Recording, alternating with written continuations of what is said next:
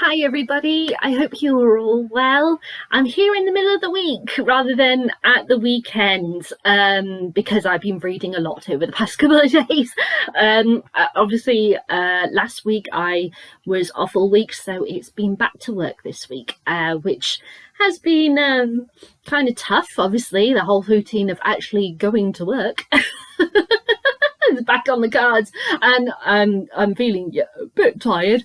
It's been a very busy few days, but I have finished work for the day, so I am able to be here to do this review. So yeah, as I said, back at work, and I have just been reading a lot in the evenings, and I've managed to finish The Midnight Library by Matt Haig, which is what I'm here to talk about. I've pretty much read it over 2 days, because Saturday I started it, I read about 30 pages. Didn't read any on Sunday because I was busy cleaning the house and doing everything I wanted to do before I was back at work. And then Monday and Tuesday I read the book. And with the Midnight Library, I got this because there had been a lot of buzz about this book. I got it for a pretty decent price in the Christmas, Boxing Day, should I say, sales, when I did my big book purchase on Boxing Day. And so, yeah, I thought I'd give this a go. And funny enough, since I bought this book, one of my colleagues recommended Matt as an author that I might want to check out because they thought he was kind of writer who I would really love. And I was like, oh, funny enough, I've got this book. So I went into this having not read any of Matt's works before, not knowing what to expect. I knew that he like to focus on mental health in his books that had previously been published, but other than that, didn't know what to expect whatsoever. And I found this book an absolute delight to read. Now, in case you don't know what it's about, The Midnight Library follows a woman called Nora.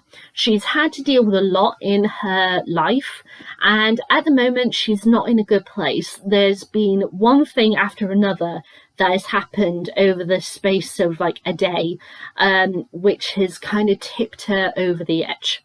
And she decides that she's going to end it all. And in her acting on that, she finds herself waking up in the Midnight Library. It's called the Midnight Library because it's always midnight. And in the Midnight Library are hundreds, if not thousands, of books.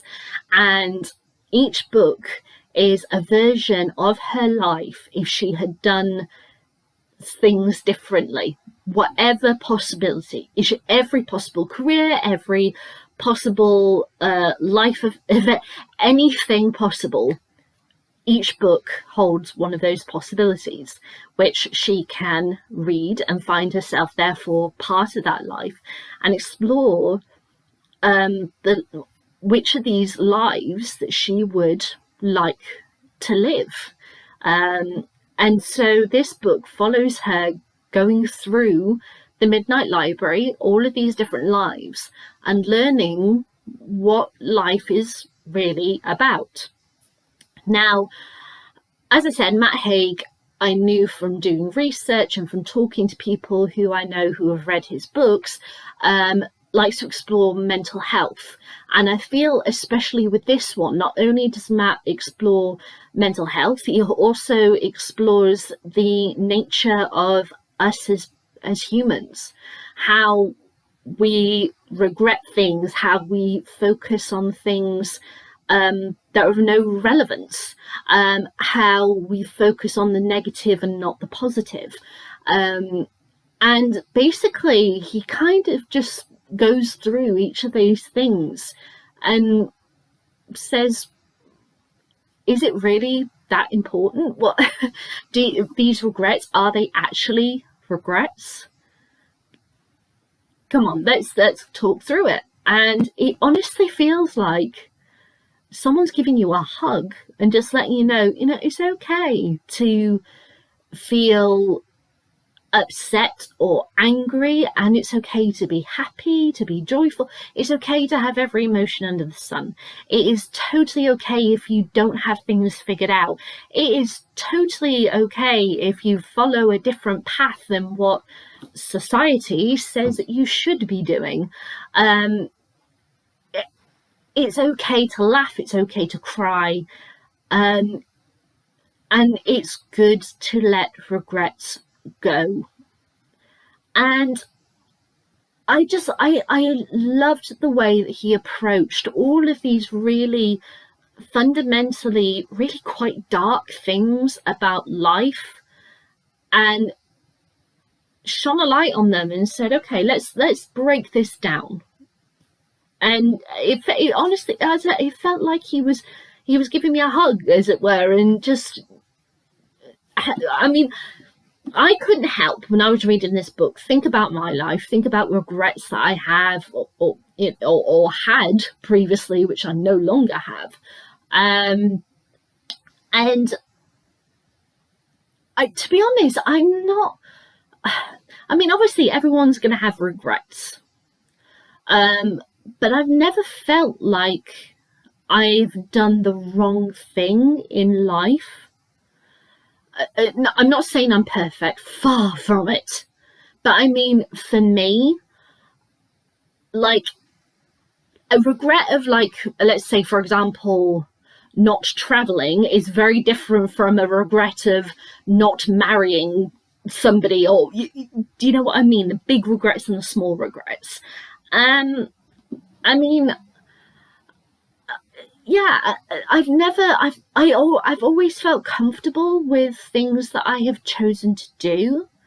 I'm a woman in her mid-30s. I've got a good job. I earn good money. I'm completely independent. I've got my own house. I pay all my bills, everything myself. I love the books that are, that I read and everything, even though some of them can drive me a bit mad. I love my the music that I love, audio, but all of those kind of things. They're what make me me, and I can't regret being me. But if I had a regret, I mean, like, maybe like going traveling, is in, because I'd love to like go to New Zealand to go see Hobbiton, something like that. But I've always, since a trip to America when I was younger, I've had the thought of getting on a plane kind of freaks me out a bit. It's not being on the plane, it's being back in my mind when I was that young, because I fell ill when we went to America for a trip for a couple of weeks when I was about 12 years old. I got ill in America, and the plane rides back were horrendous, and that's where my mind goes. And I suppose it's like, yeah, if I could just do like that regret with that, I let that control me, then that would be really it. But it would just be, that's just a trip across the world to go see a location I'd love to see. It's not, massive.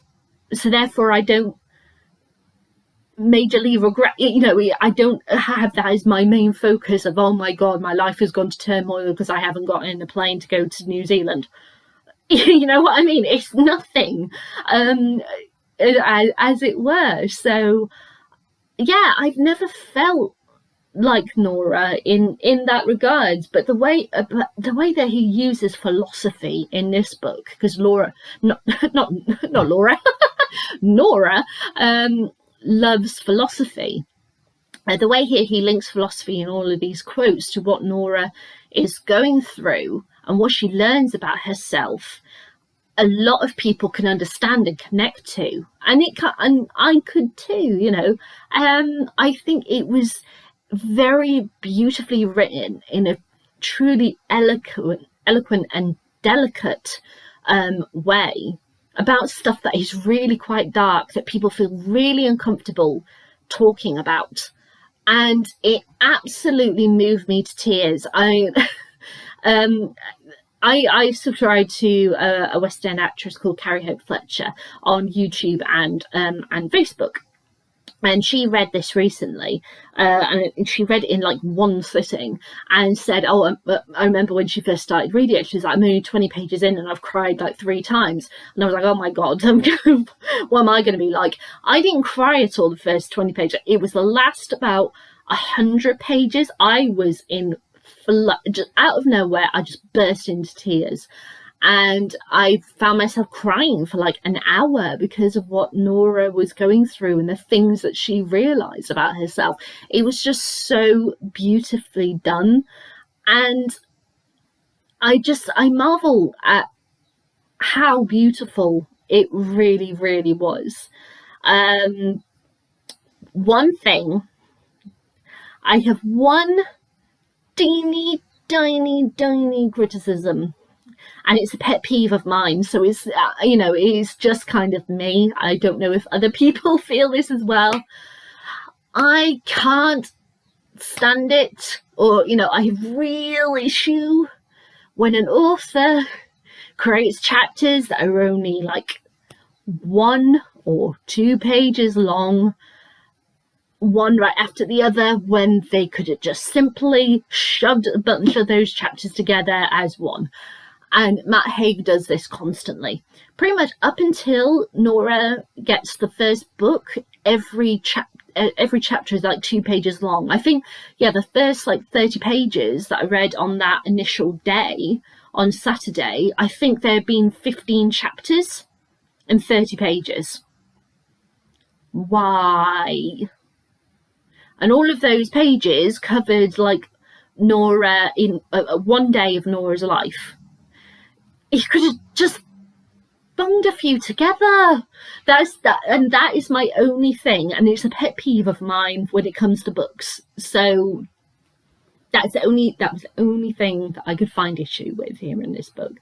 I love how flawed Nora is, and at the same time, she's not flawed. She is totally human. She just has things in her life which means that she processes things a certain way, but that doesn't mean that she is incapable of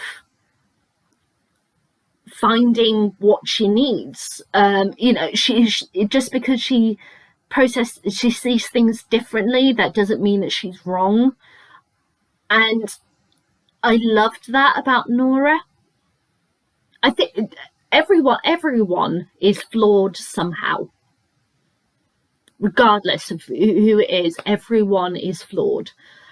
And Nora's flaws, I don't see them as flaws. I see them as beautiful things that make her her. And she should love herself for that. And what she goes through with this book, what she learns, is absolutely beautiful. Beautiful. Right. Oh, yes, one thing before I move on to reading. I think Matt Haig did a very, very good job with the flow of this, because obviously with her jumping in and out of books and different lives and such, and the things that she learned, it could be very easy to get lost, or the jolts of being in different versions of her life could break the flow of the story. It really doesn't. He gets the balance perfect between Nora, trying to live these different lives and also trying to figure things out, and the way that she comes to realize things, the way that he tells her inner thoughts in third person is absolutely stunning. So the way that it flows, the elegance, the delicacy, the pure heart and yet pure darkness of some parts of this book are balanced so well. I want to applaud him. Well done, Matt. Okay, so I'm going to do a reading now. So this I decided to read is actually, because I've said about his very short chapters, it covers actually 2 chapters, and this is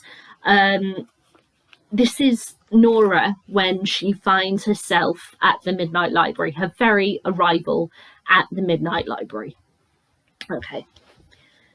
At first, the mist was pervasive, and she could see nothing else, until slowly she saw pillars appear on either side of her. She was standing on a path, some kind of colonnade. The columns were brain grey with specks of brilliant blue. The misty vapours cleared like spirits wanting to be unwatched, and a shape emerged. A solid, rectangular shape, the shape of a building, about the size of a church or a small supermarket. It was a stone facade, the same coloration as the pillars, with a large wooden centre door and a roof which had... Sorry, my throat is really dry. I should have had a drink before I did this review. So much so, I'm now coughing. Which had aspirations of grandeur, with intricate detail and a grand-looking clock on the front gable, with black painted Roman numerals, and its hands pointing to midnight.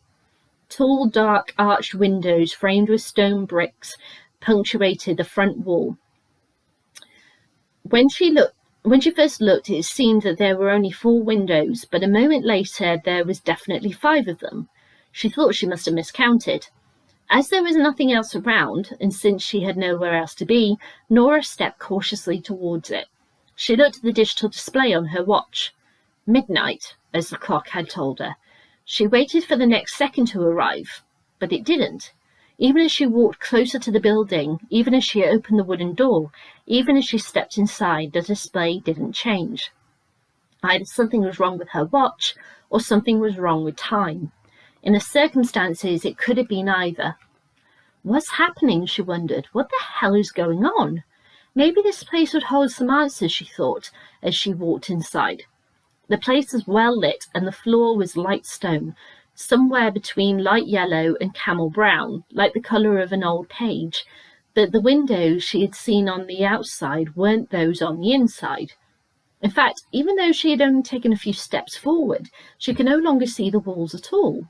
Instead, there were bookshelves, aisles and aisles of shelves reaching up to the ceiling and branching off from the broad open corridor Nora was walking down. She turned down one of the aisles and stopped to gaze in bafflement at the seemingly endless amount of books. The books were everywhere, on shelves so thin that they might as well have been invisible. The books were all green, greens of multifarious, some of the shades, Some of those volumes were murky swamp green, some were bright and light chartreuse, some were a bold emerald, and others a variant shade of summer lawns. And on the subject of summer lawns, despite the fact that the books looked old, the air in the library smelled fresh. It had a lush, grassy, outdoor kind of a smell, not the dusty scent of old tombs. The shelves really did seem to go on forever, straight and long towards a far-off horizon, like lines indicating one-point perspective in a school art project, broken only by the occasional corridor. She picked a corridor at random and set off. At the next turn, she took a left and became a little lost. She searched for the way out, but there was no sign of an exit. She attempted to retrace her steps towards the entrance, but it was impossible. Eventually, she had to conclude that she wasn't going to find the exit. This is abnormal, she said to herself, to find comfort in the sound of her own voice. Definitely abnormal. Nora stopped and stepped closer to some of the books. There were no titles or author names adorning the spines. Aside from the difference of shade, the only other variation was size. The books were of similar height, but varied in width. Some had spines 2 inches wide, others significantly less. 1 or 2 weren't much more than pamphlets. She reached to pull out one of the books, choosing a medium-sized one in a slightly drab olive colour. It looked a bit dusty and worn. Before she had pulled it clean from the shelf, she heard a voice behind her, and she jumped back. "Be careful," the voice said, and Nora turned round to see who was there. "Please, you have to be careful." The woman had arrived seemingly from nowhere, smartly dressed with short grey hair and a turtle green polo neck jumper. About 60, if Nora had to pin it down. Who are you? But before she had finished the question, she realised that she knew the answer. I'm the librarian, the woman said coyly. That is who. Her face was one of a kind but stern wisdom. She had the same neat cropped grey hair she always had, with a face that looked precisely as it always did in Nora's mind. From there, right in front of her, was her old school librarian. Mrs. Elm. Mrs. Elm smiled thinly. Perhaps. Nora remembered those rainy afternoons playing chess. She remembered the day her father died, when Mrs. Elm gently broke the news to her in the library. I'm just going to skip the stuff about her father, because obviously don't want too much spoilers. Things will get better, Nora. It's going to be all right. It was over an hour before Nora's mother came to pick her up. Her brother, stone and numb, in the back seat, and Nora had sat in the front next to her, mute, trembling mother, saying that she loved her, but hearing nothing back. What is this place? Where am I? Mrs. Elm smiled, a very formal kind of smile. At the library, of course. It's not the school library, and there's no exit. Am I dead? Is this the afterlife? Not exactly, said Mrs. Elm, but I don't understand. Then let me explain. So I just love the thought that between life and death there is a library. I think that's just, it's so interesting. And what I love also, the publishers for this have actually published the hardback as one of the green books from the library that has no author's detail or title on it, and on the inside there's actually a stamp borrowed from the Midnight Library with all of these different dates relating to Nora's life. I think that is a really, really nice thing to do, part of the publishing process. I think that's really cool. So yes, Nora finds herself on this great adventure, learns a lot about life and death, and it kind of just asks the questions about what makes us us, and that it's okay to feel a range, large range of things. Life is for living, so live it. And so yeah, I was very, very impressed. As I said, did have issues with that pet peeve of mine of very short chapters, but yes. So that's The Midnight Library by Matt Haig. Now, I did do some research after finishing this book. I know the audiobook was read by Carrie Mulligan. I don't have it yet, so I can't review that. But I listened to a sample of it, and she said it sounds pretty good, I have to say. Not too bad, so I might give that a go. And it looks like in September last year, it was announced that The Midnight Library had been opted to be made into a film, along with one of Matt's other books. So, yeah, so at some point this is going to be made into a film. To be honest, I am bloody dreading it becoming a film, just because I can see that it's a possibility that they're only going to focus on like making jovialness out of it when it's got a lot of darkness in it. But yeah, they've got to get the balance right. They've got to get it right. And, keep on fingers crossed that they will. And when it comes out, I will definitely go see it. But I don't know when, obviously, that is going to be. But we'll just have to see. So, yeah. So no adaptation, guys. But we'll wait and see for it. So, would I read this again? Yes, yes, yes. I'm going to be keeping this on my bookcase. I really need to read this again. I really, really loved it, guys. Would I read any more about Matt's books? Yes, I really want to check out his other books now that I've read this, and see what other things he explores in them.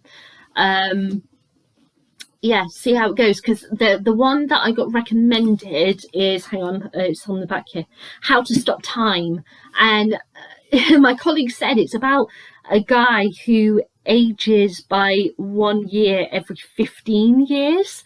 So he's like 100 odd years old, or something, and it's about his life and things that he learned. I'm like, oh, that's really interesting. That, so I would definitely want to check out his other books, especially that one, since my colleague referred me to it. Would I recommend this to anyone? Yes, I already have, and a few of those people who I have already recommended have said that they are going to pick it up. So yeah, I'm really excited to hear what they say, and I hope you guys check this out if you haven't read it previously.